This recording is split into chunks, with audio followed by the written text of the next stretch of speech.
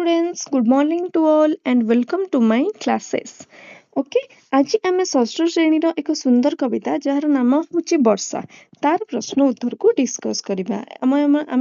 ମୁଁ କ'ଣ କରିଥିଲି ନା ପୂର୍ବ କ୍ଲାସେସରେ ଜନ୍ମଭୂମି ଆଉ ହକି ବିଷୟର କ୍ୱେଶ୍ଚିନ୍ ଆନ୍ସର କ୍ଲାସ୍ 6ର ଡିସ୍କସ୍ କରିଥିଲି ହେଲା। ତୁମେମାନେ ଯାଇକି ଆରାମସେ ବି ଦେଖିପାରିବ, ସବୁ କ୍ୱେଶ୍ଚିନ୍ ଆନ୍ସର ଡିସ୍କସ୍ ହେଇଛି।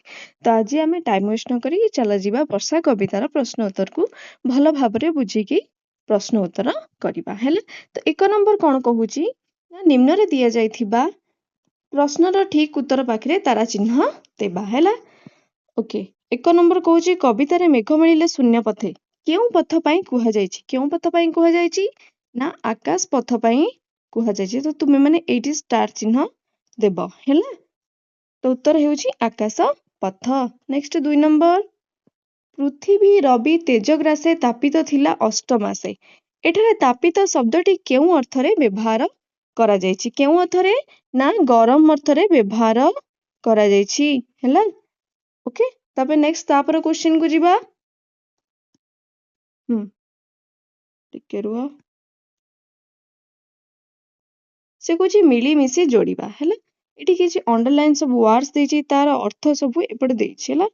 କିଛି କିଛି ପଦର ଅଣ୍ଡରଲାଇନ୍ ୱାର୍ଡସ୍ ଦେଇଛି, ତାର ଅର୍ଥ କାହାର କେଉଁଟେ ଆମେ ତାକୁ ତା ସହିତ ଯୋଡ଼ିବା। ଠିକ ଅଛି, ତ କହୁଛି ଜଳ ପାଇଲେ ତୋଷ ଚିତେ।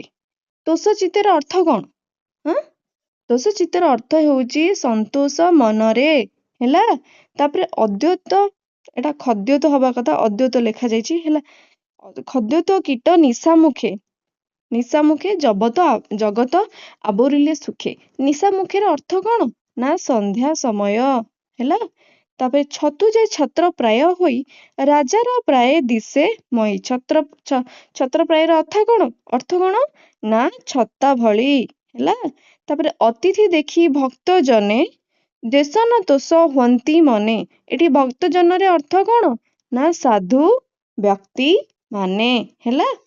ତାପରେ ଯିବା, ତାପରେ କ୍ୱେଶ୍ଚିନ୍ କୁ କ'ଣ ଦେଇଛି ନା ପଦ୍ୟାଂଶ ଉପରେ ଆଲୋଚନା କ'ଣ? ପଦ୍ୟାଂଶ ପାଠ କରି ଦଳଗତ ଭାବରେ ଆଲୋଚନା କର, ଏଗୁଡ଼ିକ ସାରାଂଶ ନିଜ ଭାଷାରେ ଲେଖ।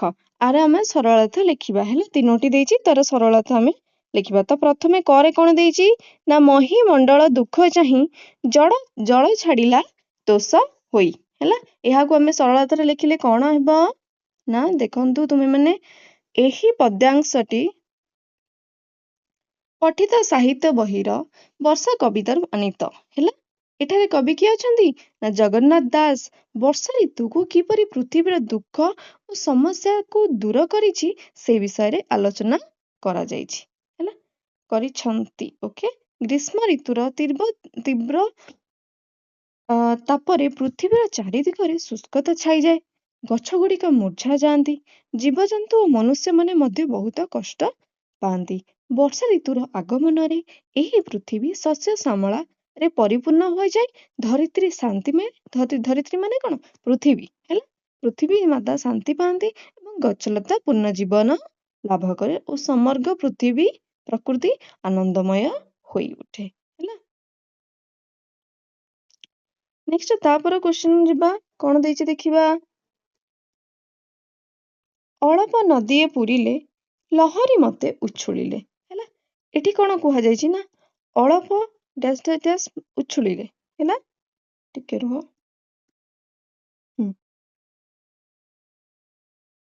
କହୁଛି ଏହି ପଦ୍ୟାଂଶଟି ପଠିତ ସାହିତ୍ୟ ବହିର ବର୍ଷା କବିତାରୁ ଆନିତ। ଏଠାରେ କବି ଜଗନ୍ନାଥ ଦାସ ବର୍ଷା କାଳର ଏକ ସୁନ୍ଦର ଦୃଶ୍ୟକୁ ଚିତ୍ରଣ କରିଛନ୍ତି। ବର୍ଷା ଋତୁରେ ବର୍ଷା ହେବାରୁ ଛୋଟ ଛୋଟ ନଦୀମାନେ ଜଳରେ କ'ଣ ହୋଇଥାନ୍ତି? ପୂର୍ଣ୍ଣ ହୋଇଯାଆନ୍ତି। ନଦୀର ପାଣି ଲହରୀ ପରି ଉଛୁଳି ଉଠୁଥାଏ। ଏହି ଚିତ୍ରଣ ଦ୍ୱାରା ବର୍ଷା କାଳରେ ପ୍ରକୃତିର ସଜୀବତା ଓ ସୌନ୍ଦର୍ଯ୍ୟ ପ୍ରକାଶ ପାଇଛି ହେଲା। ନେକ୍ସଟ ଗ କୁ ଯିବା। ଗ ରେ କ'ଣ ଦେଇଛି ଦେଖିବା। ନା ଛତୁ ଯେ ଛତ୍ର ପ୍ରାୟ ହୋଇ ରାଜାର ପ୍ରାୟ ଦିଶେ ମହି। ଏହାକୁ ସରଳ ଭାଷାରେ ବୁଝେଇ ଲେଖିଲେ କ'ଣ ହେବ?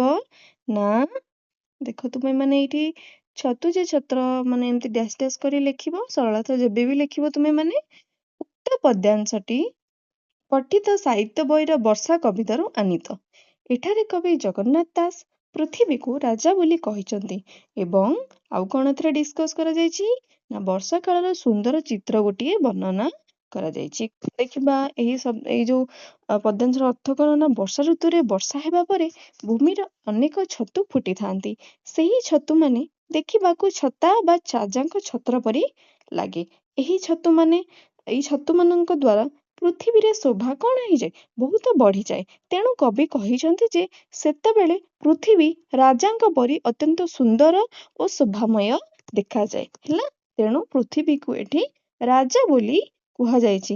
ମହି ମାନେ ପିଲାମାନେ କଣ? ମହି ମାନେ ହେଉଛି ପୃଥିବୀ। ହେଲା, ନେକ୍ସଟ କ୍ୱେଶ୍ଚନ ଯିବା, ଦେଖିବା କଣ ଦେଇଛି।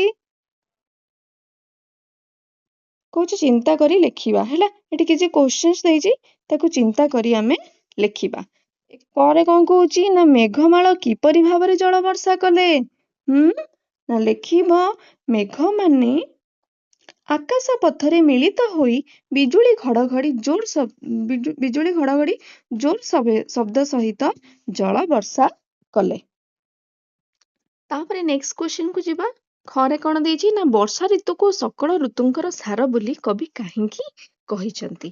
ହେଲା, ତାହେଲେ ଦେଖିବା ଏହାର ଉତ୍ତର କଣ ନା ବର୍ଷା ଋତୁର ଆଗମନରେ ପୃଥିବୀ ସବୁଜ ସୁନ୍ଦର ହୋଇଯାଏ, ନଦୀ ନାଳ ଜଳରେ ପୂର୍ଣ୍ଣ ହୋଇଯାଆନ୍ତି, ଗଛଲତାରେ ପୃଥିବୀ ଶସ୍ୟ ଶ୍ୟାମଳରେ ପରିପୂର୍ଣ୍ଣ ହୋଇଯାଏ। ଏହା ପ୍ରତ୍ୟେକକୁ ଏକ ନୂଆ ଜୀବନ ଦେଇଥାଏ। ହେଲା, ସେଥିପାଇଁ ବର୍ଷା ଋତୁକୁ ସକଳ ଋତୁର ସାର ବୋଲି କୁହାଯାଇଛି। ହେଲା, ନେକ୍ସଟ କ୍ୱେଶ୍ଚନ ଯିବା, କଣ ଦେଇଛି ଦେଖିବା। ଗରେ କହୁଛି କବି ପୃଥିବୀକୁ ରାଜା ଭାବେ ବର୍ଣ୍ଣନା କରିବାର କାରଣ କଣ? ହେଲା, ନା ବର୍ଷା ଋତୁରେ ମାଟିରେ ଉଠୁଥିବା ଛତୁ ଗୁଡିକ ଛତା ପରି ଦେଖାଯାଏ। ସେହି ଛତୁମାନେ ଦେଖିବାକୁ ଛତା ବା ରାଜାଙ୍କ ଛତ୍ର ପରି। ତେଣୁ ସମଗ୍ର ପୃଥିବୀକୁ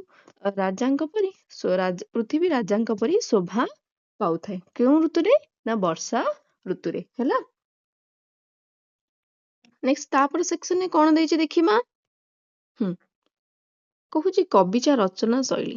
ଛତୁଛି ଛତ୍ର ପ୍ରାୟ ହୋଇ ରାଜାଙ୍କ ଶିରେ ଦିଶେମୟ। ରାଜାର ପ୍ରାୟ ଦିଶେମୟ। ଏହି ପଦଟିର ସାଧାରଣ ଅର୍ଥ ହେଲା ଛତୁ ଛତା ଭଳି ଏବଂ ପୃଥିବୀ ରାଜା ଭଳି ଦେଖାଯାଇଛି।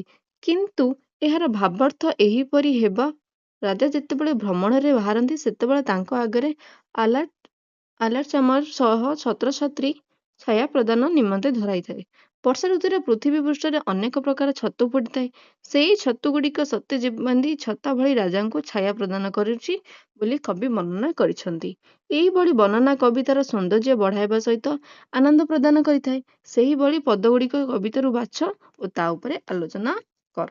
ଏଇଟା ତୁମମାନଙ୍କୁ ଦଉଛି, ତୁମେ ମାନେ ଏଇଟା ମତେ କରିକି କହିବ। ହେଲା, ତୁମେ ମାନେ ଏଇଟା ନିଜେ କରିବ ଟ୍ରାଏ। ନେକ୍ସଟ ତାପରେ କ୍ୱେଶ୍ଚନ କୁ ଯିବା।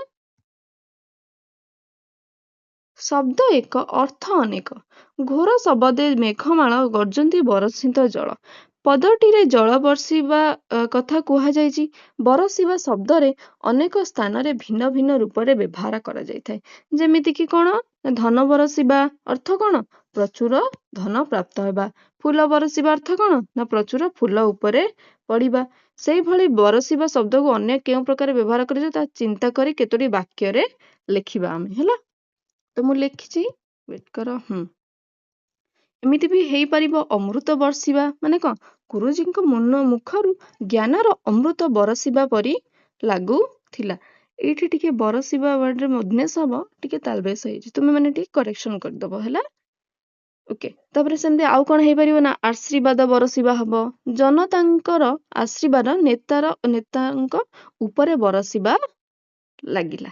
ହେଲା, ଏଠି ବି ଟିକେ ବରଷିବାକୁ କରେକ୍ସନ କରିଦବ, ସେଠି ଟାଇପିଂ କଲାବେଳେ ମିଷ୍ଟେକ୍ ହେଇଯାଇଥିଲା। ଓକେ, ନେକ୍ସଟ ତାପରେ ଦେଖିବା କଣ ଦେଇଛି।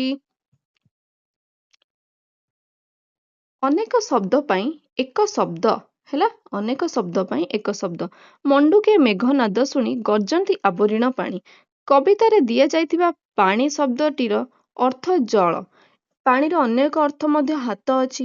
ଏହିଭଳି ଅନେକ ଅର୍ଥ ପାଇଁ କବିତାରେ ଗୋଟିଏ ଶବ୍ଦ ବ୍ୟବହାର ହୋଇଥାଏ। ଏହାକୁ ଭିନ୍ନାର୍ଥ ବୋଧକ ଶବ୍ଦ କୁହାଯାଏ। ଏଇଭଳି ଶବ୍ଦ ଗୁଡିକ ନିଜ ମନରୁ ବା ଶିକ୍ଷକଙ୍କ ଠାରୁ ବୁଝିକି ଲେଖ। ହେଲା, ତାର ଏହାର ଉତ୍ତର କଣ ହେବ ନା ଦେଖ, ମୁଁ ଏଇଠି ଲେଖିଛି ଯେପରିକି ମୁଖ। ମୁଖର ଗୋଟେ ଅର୍ଥ ମୁହଁ ହେବ ଆଉ ଗୋଟେ ପ୍ରବେଶ ଦ୍ୱାର ମଧ୍ୟ ହେଇପାରିବ।